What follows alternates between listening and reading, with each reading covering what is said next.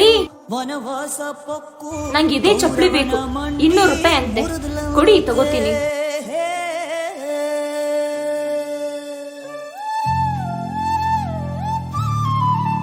ರೀ ನಂಗೆ ತುಂಬಾ ಹೊಟ್ಟೆ ಹಸಿತಿದೆ, ಏನಾದ್ರೂ ತಿನ್ನಿಸಿ.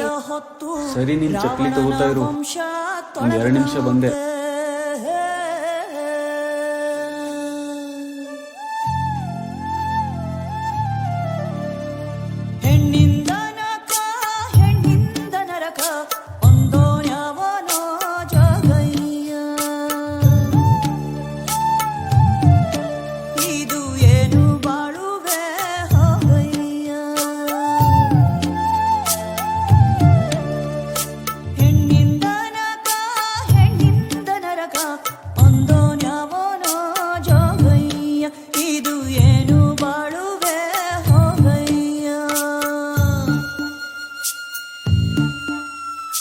ಅವಳ್ಯವಳನಕ್ಕೂ ವನವಾಸ ಪೊಕ್ಕು ಕೌರವನ ಮಂಡಿ ಮುರುದಲ